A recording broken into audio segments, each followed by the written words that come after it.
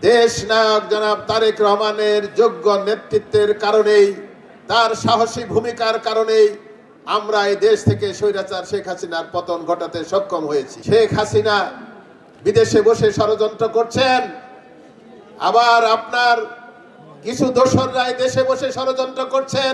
এই 7ই নভেম্বর সম্বন্ধে বলতে গেলে শহীদ রাষ্ট্রপতি জিয়াউর রহমানের নাম বারবার আসবে এবং ইতিহাসের স্বর্ণাক্ষরে সেই কারণেই শহীদ রাষ্ট্রপতি জিয়াউর রহমানের নাম শুধু 7ই নভেম্বর উপলক্ষে নয়, স্বাধীনতার ঘোষণা থেকে রণাঙ্গনের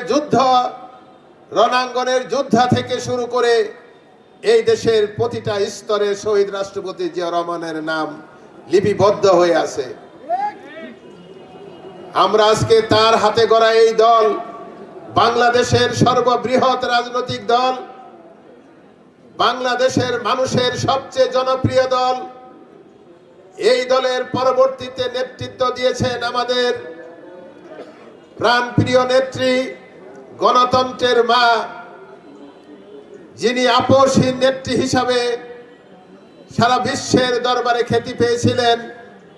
স্বৈরাচার এরশাদ বিরোধী আন্দোলন থেকে যিনি তার নিজের জীবন বাজি রেখে রাজপথে এই দেশের গণমানুষকে সাথে নিয়ে আন্দোলন করেছিলেন, আমাদের সেই প্রিয় নেত্রী, 3 বারের প্রধানমন্ত্রী দেশ নেত্রী বেগম খালেদা জিয়া শহীদ রাষ্ট্রপতি জিয়াউর রহমান নিহত হওয়ার পর, শহীদ হওয়ার পর এই দলের হাল ধরেছিলেন।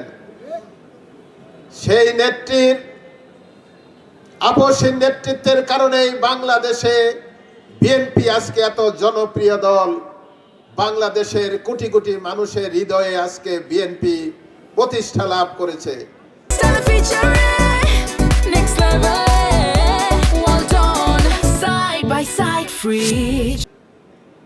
আমাদের নেত্রীকে যখন অন্যায়ভাবে কারাগারে বন্দী করে মিথ্যা মামলা দিয়ে তার উপর বিভিন্ন ধরনের নির্যাতন করা শুরু হলো, স্বৈরাচার শেখ হাসিনার সরকার এদেশের গণতন্ত্র, এদেশের কথা বলার অধিকার, এদেশের সংবাদপত্রে লেখার অধিকার, সকল কিছু থেকে যখন দেশবাসীকে একের পর এক বঞ্চিত করছিল, এমনকি আমাদের নেত্রী সহ হাজার হাজার নেতা কর্মীদেরকে কারাগারে বন্দী করে রাখছিল, তখন এদেশের মানুষ আবার ফুঁসে উঠল।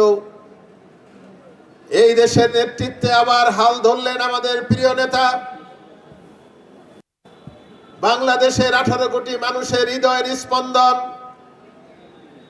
শহীদ রাষ্ট্রপতি জিয়াউর রহমান এবং দেশ নেত্রী বেগম খালেদা জিয়ার যোগ্য উত্তরসূরি বিএনপির ভারপ্রাপ্ত চেয়ারম্যান জনাব তারেক রহমান সাহেব এই দলের হাল ধরলেন। এই দলের নেতৃত্ব দিয়ে স্বৈরাচার শেখ হাসিনা সরকারের পতনের আন্দোলনে আমাদেরকে সাহস জুগিয়েছেন, আমাদেরকে শক্তি জুগিয়েছেন। আমরা আপনারা রাজপথে থেকে দেশ নায়ক জনাব তারেক রহমানের যোগ্য নেতৃত্বের কারণেই, তার সাহসী ভূমিকার কারণেই আমরা এই দেশ থেকে স্বৈরাচার শেখ হাসিনার পতন ঘটাতে সক্ষম হয়েছি। দেশের মানুষ মুক্ত হয়েছে, এদেশের মানুষ গণতন্ত্রের আলো দেখতে পেয়েছে। এদেশের মানুষ দীর্ঘ প্রায় 15-16 বছর ভোটের অধিকার থেকে বঞ্চিত ছিল।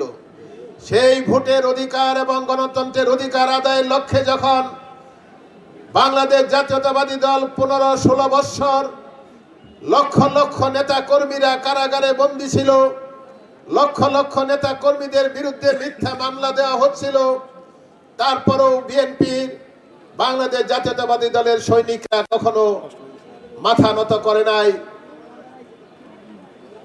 স্বৈরাচার শেখ হাসিনার শেষ পর্যন্ত কি পরিণতি হয়েছে দেশবাসী সবাই জানেন। এই বিশ্বের ইতিহাসে একটি রাজনৈতিক দলের পতনের মাধ্যমে সেই দলের প্রধানমন্ত্রী, সকল মন্ত্রী পরিষদ, সকল এমপি, সকল সিনিয়র নেতারা দেশের মাটি ছেড়ে বিদেশের মাটিতে পালিয়েছে। এই ধরনের ইতিহাস বিশ্বের বিরল ঘটনা। আজকে শেখ হাসিনা বিদেশে বসে ষড়যন্ত্র করছেন, আবার আপনার কিছু দোসররাই দেশে বসে ষড়যন্ত্র করছেন।